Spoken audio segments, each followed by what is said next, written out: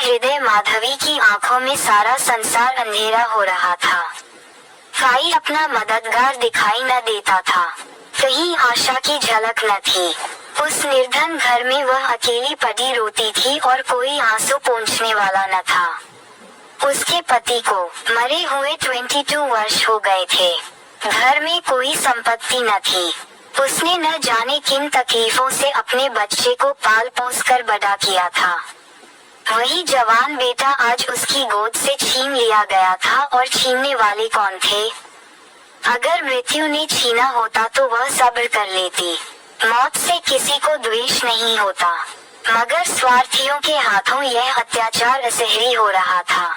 इस घोर संताप की दशा में उसका जी रह रहकर इतना विफल हो जाता कि इसी समय चलूं और उस अत्याचारी से इसका बदला लूं जिसने उस पर निष्ठुर आघात किया है। मारूं या मर जाऊं, दोनों ही में संतोष हो जाएगा। कितना सुंदर, कितना होनहार बालक था। यही उसके पति की निशानी, उसके जीवन का आधार, उसकी अमरम भर की कमाई थी। वही लड़का इस वक्त जेल में पड़ा न जाने क्या क्या तकलीफें झेल रहा होगा। और उसका अपराध क्या था? कुछ नहीं। सारा मोहल्ला उस पर जान देता था। विद्यालय के अध्यापक उस पर जान देते थे। अपने बेगाने सभी तो उसे प्यार करते थे। कभी उसकी कोई शिकायत सुनने में नहीं आई। ऐसे बालक की माता होने पर उसे बधाई देती थी। कैसा सज्जन, कैसा उदार, कैसा परमार्थी। खुद भूखों सो रहे मगर क्या मजाल की द्वार पर आने वाले अतिथि को रूखा जवाब दे। ऐसा बालक क्या इस योग्य था कि जेल में जाता? उसका अपराध यही था, वह कभी कभी सुनने वालों को अपने दुखी भाइयों का दुखा सुनाया करता था। अत्याचार से पीड़ित प्राणियों की मदद के लिए हमेशा तैयार रहता था। क्या यही उसका अपराध था? दूसरों की सेवा करना भी अपराध है। किसी अतिथि को आश्रय देना भी अपराध है। इस युवक का नाम आत्मानंद था। दुर्भाग्यवश उसमें वे सभी सद्गुण थे जो जेल का द्वार खोल देते हैं। वह निर्भीक था, स्पष्टवादी था, साहसी था, स्वदेश प्रेमी था, निस्वार्थ था, कर्तव्यपरायण था। जेल जाने के लिए इन्हीं गुणों की जरूरत है। स्वाधीन प्राणियों के लिए वे गुण स्वर्ग का द्वार खोल देते हैं, पराधीनों के लिए नरक के। आत्मानंद के सेवा कार्य ने, उसकी विक्रेताओं ने और उसके राजनीतिक लेखों ने उसे सरकारी कर्मचारियों की नजरों में चढ़ा दिया था। सारा पुलिस विभाग नीचे से ऊपर तक उससे सर तक रहता था। सबकी निगाहें उस पर लगी रहती थीं। आखिर जिले में एक भयंकर डाके ने उन्हें इच्छित अवसर प्रदान कर दिया। आत्मानंद के घर की तलाशी हुई, कुछ पत्र और लेख मिले, जिन्हें पुलिस ने डाके का बीजक सिद्ध किया। लगभग 20 युवकों की एक टोली फांस ली गई। आत्मानंद इसका मुखिया ठहराया गया। शहादतें हुई। इस बेकारी और गिरानी के जमाने में आत्मा सस्ती और कौन वस्तु हो सकती है? बेचने को और किसी के पास रह ही क्या गया है। नाम मात्र का प्रलोभन देकर अच्छी से अच्छी शहादतें मिल सकती है, और पुलिस के हाथ तो निकृष्ट से निकृष्ट गवाहियां भी देववाणी का महत्व प्राप्त कर लेती है। शहादतें मिल गईं। महीने भर तक मुकदमा क्या चला, एक स्वांग चलता रहा और सारे अभियुक्तों को सजाएं दे दी गईं। आत्मानंद को सबसे कठोर दंड मिला, 8 वर्ष का कठिन कारावास। माधवी रोज कचहरी जाती, एक कोने में बैठी सारी कार्यवाही देखा करती। मानवीय चरित्र कितना दुर्बल, कितना नीच है, इसका उसे अब तक अनुमान भी न हुआ था। जब आत्मानंद को सजा सुना दी गई और वह माता को प्रणाम करके सिपाहियों के साथ चला तो माधवी मूर्छित होकर गिर पड़ी। 2-4 सज्जनों ने उसे एक तांगे पर बैठाकर घर तक पहुंचाया। जब से वह होश में आई है उसके हृदय में शूल सा उठ रहा है। किसी तरह धैर्य नहीं होता। उस घोर आत्मवेदना की दशा में अब जीवन का एक लक्ष्य दिखाई देता है और वह इस अत्याचार का बदला है। अब तक पुत्र उसके जीवन का आधार था, अब शत्रुओं से बदला लेना ही उसके जीवन का आधार होगा। जीवन में उसके लिए कोई आशा न थी। इस अत्याचार का बदला लेकर वह अपना जन्म सफल समझेगी। इस अभागे नर पिशाच बच्ची ने जिस तरह उसे रक्त के आंसू रुलाए हैं उसी भांति यह भी उस रुलाएगी। नारी हृदय कोमल है लेकिन केवल अनुकूल दशा में, जिस दशा में पुरुष दूसरों को दबाता है। स्त्री शील और विनय की देवी हो जाती है, लेकिन जिसके हाथों में अपना सर्वनाश हो गया हो उसके प्रति स्त्री की पुरुष से कम घृणा और क्रोध नहीं होता। अंतर इतना ही है कि पुरुष शास्त्रों से काम लेता है, स्त्री कौशल से। रात बीतती जाती थी और माधवी उठने का नाम न लेती थी। उसका दुख प्रतिकार के आवेश में विलीन होता जाता था, यहाँ तक कि इसके सिवा उसे और किसी बात की याद ही न रही। उसने सोचा कैसे ये काम होगा, कभी घर से नहीं निकली। वैधव्य के 22 साल इसी घर कट गए, लेकिन अब निकलूंगी, जबरदस्ती निकलूंगी, भिखारिन बनूंगी, टहलनी बनूंगी, झूठ बोलूंगी, सब कुकर्म करूंगी। सत्कर्म के लिए संसार में स्थान नहीं। ईश्वर ने निराश होकर कदाचित इसकी ओर से मुंह फेर लिया है। जभी तो यहाँ ऐसे ऐसे अत्याचार होते हैं और पापियों को दंड नहीं मिलता। अब इन्हीं हाथों से उसे दंड दूंगी। संध्या का समय था। लखनऊ के एक सजे हुए बंगले में मित्रों की महफिल जमी हुई थी। गाना बजाना हो रहा था। एक तरफ आतिशबाजियां रखी हुई थी, दूसरे कमरे में मेजों पर खाना चुना जा रहा था। चारों तरफ पुलिस के कर्मचारी नजर आते थे। वह पुलिस के सुपरिंटेंडेंट मिस्टर बगीची का बंगला है। कई दिन हुए उन्होंने एक माके का मुकदमा जीता था। अफसरों ने खुश होकर उनकी तरक्की की दी थी और उसी की खुशी में यह उत्सव मनाया जा रहा था। यहाँ आए दिन ऐसे उत्सव होते रहते थे। मुफ्त के गवेये मिल जाते थे, मुफ्त की आतिशबाजी, फल और मेवे और मिठाइयाँ आधे दामों पर बाजार से आ जाती थीं और चट दावतों हो जाती थी। दूसरों के जहाँ 100 लगते, वहाँ इनका 10 से काम चल जाता था। दौड़ धूप करने को सिपाहियों की फौज थी। और यह माके का मुकदमा क्या था, वह जिसमें निरपराध युवकों को बनावटी शहादत से जेल में ठूस दिया गया था। गाना समाप्त होने पर लोग भोजन करने बैठे। बेगार के मजदूर और पल्लेदार जो बाजार से दावत और सजावट के सामान लाए थे, रोते या दिल में गालियां देते चले गए थे। पर एक बुढ़िया अभी तक द्वार पर बैठी हुई थी और अन्य मजदूरों की तरह वह भून-भुना कर काम न करती थी। हुक्म पाते ही खुश दिल मजदूर की तरह हुक्म बजा लाती थी।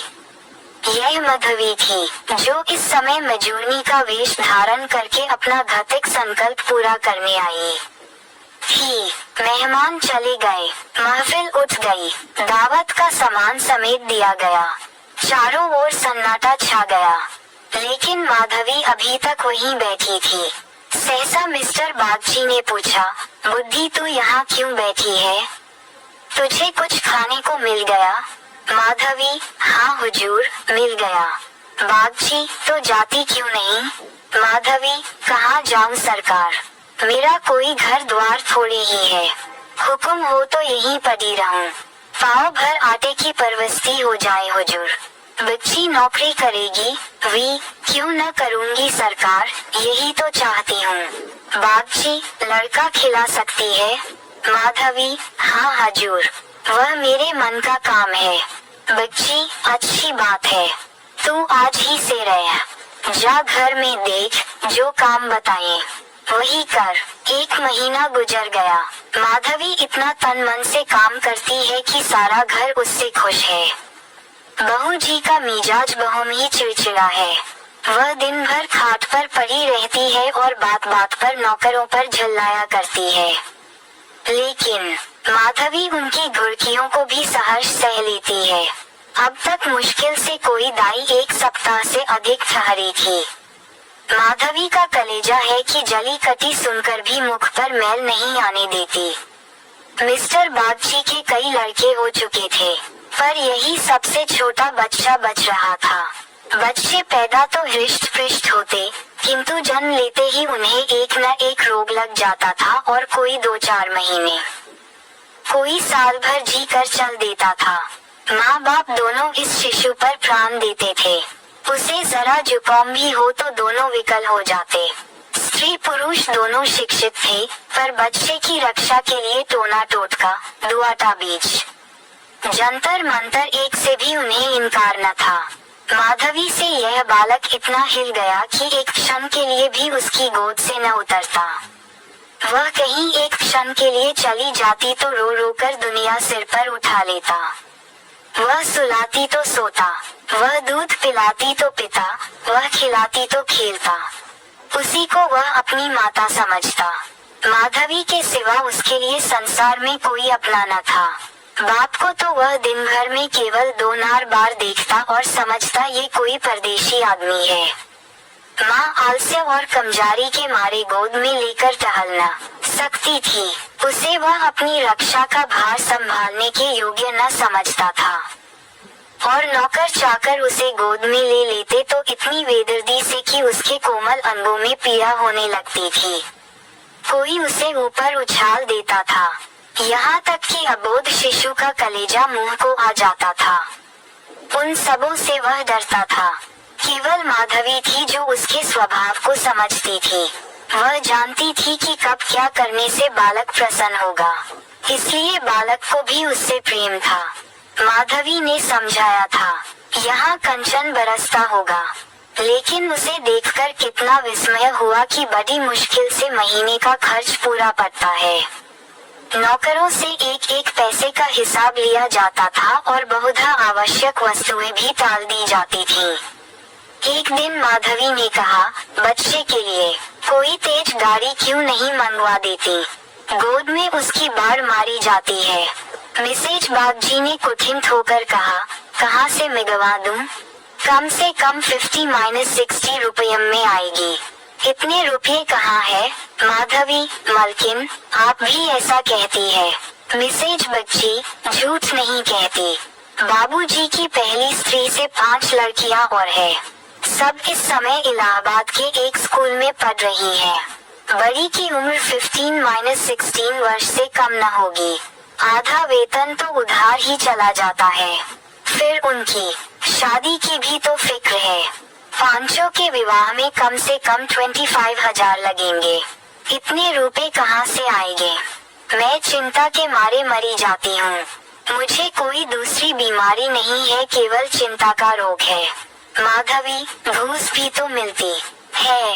मिसेज बागची बुरी, ऐसी कमाई में बरकत नहीं होती।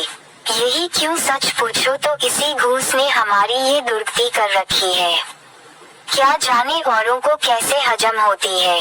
यहाँ तो जब ऐसे रुपए आते हैं तो कोई न कोई नुकसान भी अवश्य हो जाता है।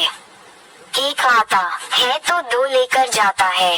बार बार मना करती हूँ, हराम की कौड़ी घर में न लाया करो, लेकिन मेरी कौन सुनता है। बात ये थी कि माधवी को बालक से स्नेह होता जाता था। उसके अमंगल की कल्पना भी वह न कर सकती थी। वह अब उसी की नींद सोती और उसी की नींद जागती थी। अपने सर्वनाश की बात याद करके एक क्षण के लिए बागची पर क्रोध तो हो आता था और घाव फिर हरा हो जाता था, पर मन पर कुत्सित भावों का आधिपत्य न था। घाव भर रहा था, केवल ठेस लगने से दर्द हो जाता था। उसमें स्वनीय टीस या जलन न थी। इस परिवार पर अब उसे दया आती थी। सोचती, बेचारे ये छीन झपट न करे तो कैसे गुजर हो। लड़कियों का विवाह कहाँ से करेंगे। स्त्री को जब देखो बीमार ही रहती है। उन पर बाबूजी को एक बोतल शराब भी रोज चाहिए। ये लोग स्वयं अभागे हैं। जिसके घर में 5-5 कुंवारी कन्याएं हों, बालक हो कर मर जाते हों, घरनी दा बीमार रहती हो, स्वामी शराब का तली हो, उस पर तो यूं ही ईश्वर का कोप है। इनसे तो मैं अभागिन ही अच्छी। के लिए बरसात बुरी बला है। कभी खांसी है, कभी ज्वर, कभी दस्त। जब हवा में ही शीत भरी हो तो कोई कहाँ तक बचाए। माधवी एक दिन अपने घर चली गई थी। बच्चा रोने लगा तो माँ ने एक नौकर को दिया। इसे बाहर बहला ला। नौकर ने बाहर ले जाकर हरी हरी घास पर बैठा दिया। पानी बरसकर निकल गया था। भूमि गीली हो रही थी। कहीं कहीं पानी भी जमा हो गया था। बालक को पानी में छपके लगाने से ज्यादा प्यारा और कौन खेल हो सकता है। खूब प्रेम से उमंग उमंग कर पानी में लौटने लगा। नौकर बैठा और आदमियों के साथ गपशप करता घंटों गुजर गए। बच्चे ने खूब सर्दी खाई। घर आया तो उसकी नाक बह रही थी। रात को माधवी ने आकर देखा तो बच्चा खांस रहा था। आधी रात के करीब उसके गले से खुरखुर की आवाज निकलने लगी। माधवी का कलेजा सन से हो गया। स्वामिनी को जगाकर बोली, देखो तो बच्चे को क्या हो गया है। क्या सर्दी वर्दी तो नहीं लग गई? हाँ, सर्दी ही मालूम होती है। स्वामिनी हकपका कर उठ बैठी और बालक की खुरखराहट सुनी तो पांव तले जमीन निकल गई। ये भयंकर आवाज उसने कई बार सुनी थी और उसे खूब पहचानती थी। व्यग्र होकर बोली, जरा आग जलाओ। थोड़ा सा तंग आ गई। आज कहार जरा देर के लिए बाहर ले गया था। उसी ने सर्दी में छोड़ दिया होगा। सारी रात दोनों बालक को सेंकती रहीं। किसी तरह सवेरा हुआ। मिस्टर बागची को खबर मिली तो सीधे डॉक्टर के यहाँ दौड़े। खैरियत इतनी थी कि जल्द एहतियात की गई। 3 दिन में अच्छा हो गया, लेकिन इतना दुर्बल हो गया था कि उसे देखकर डर लगता था। सच पूछो तो माधवी की तपस्या ने बालक को बचाया। माता पिता सो जाता, किंतु माधवी की आंखों में नींद न थी। खाना पीना तक भूल गई। देवताओं की मनौतियां करती थी, बच्चे की बलाएं लेती थी, बिल्कुल पागल हो गई थी। यह वही माधवी है जो अपने सर्वनाश का बदला लेने आई थी। अपकार की जगह उपकार कर रही थी। विष पिलाने आई थी, सुधा पिला रही थी। मनुष्य में देवता कितना प्रबल है। प्रातः काल का समय था। मिस्टर बागची शिशु के झूले के पास बैठे हुए थे। स्त्री के सिर में पीड़ा हो रही थी।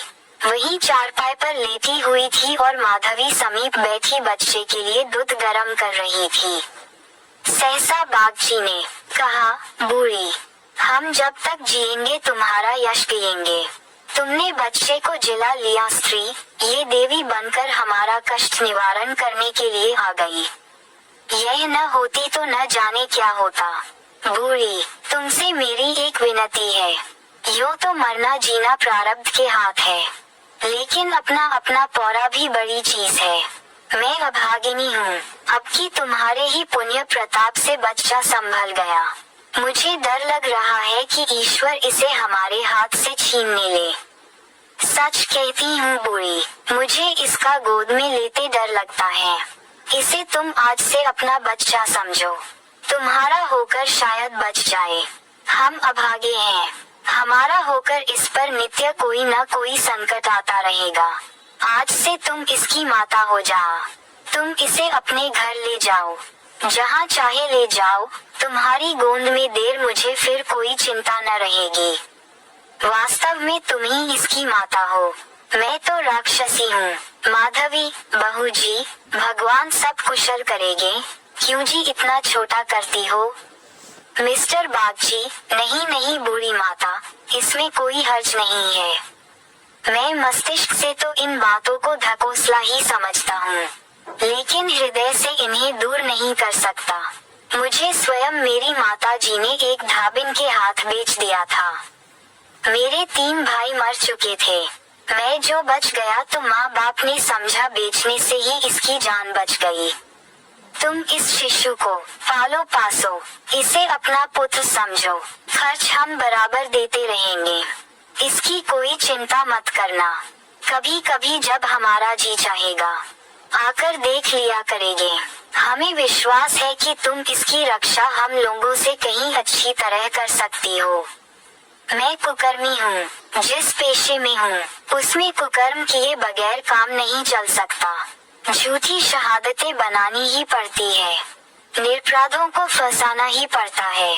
आत्मा इतनी दुर्बल हो गई है कि प्रलोभन में पड़ ही जाता हूँ। जानता ही हूँ कि बुराई का फल बुरा ही होता है, पर परिस्थिति से मजबूर हूँ। अगर न करूं तो आज नालायक बनाकर निकाल दिया जाऊं। अंग्रेज हजारों भूलें करें, कोई नहीं पूछता। हिंदुस्तानी एक भूल भी कर बैठे तो सारे अफसर उसके सिर हो जाते हैं। हिंदुस्तानियत को दोष मिटाने के लिए कितनी ही ऐसी बातें करनी पड़ती है जिनका अंग्रेज के दिल में कभी ख्याल ही नहीं पैदा हो सकता। तो बोलो, स्वीकार करती हो?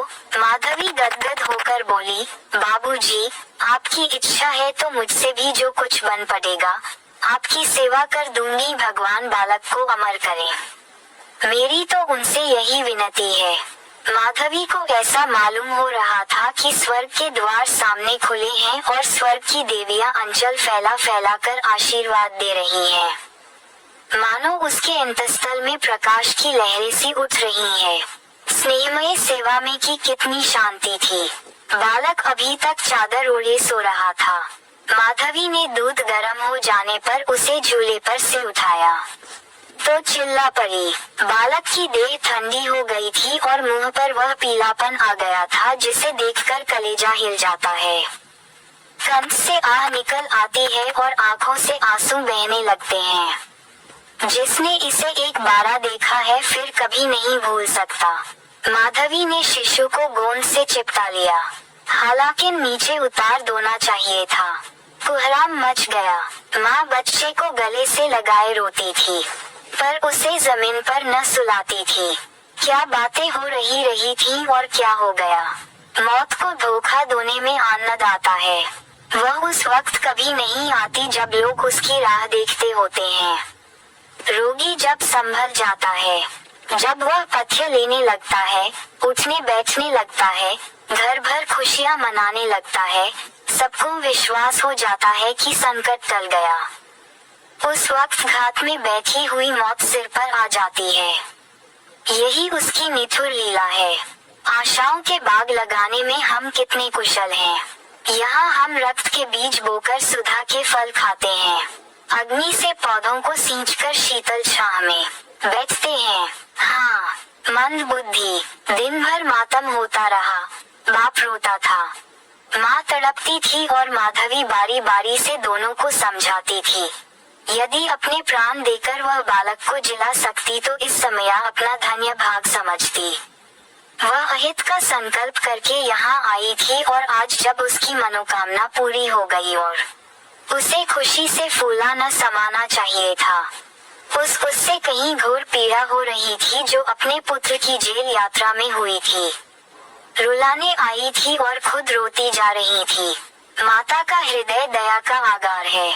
उसे जलाओ तो उसमें दया की ही सुगंध निकलती है, पीसो तो दया का ही रस निकलता है। वह देवी है। विपत्ति की क्रूर लीलाएं भी उस स्वच्छ निर्मल स्रोत को मलिन नहीं कर सकती। कृपया हमारे चैनल को लाइक करें और सब्सक्राइब करें ताकि नियमित रूप से हमारी सभी वीडियोस आप तक पहुंचती रहें। Please like, share and subscribe this channel. Thanks.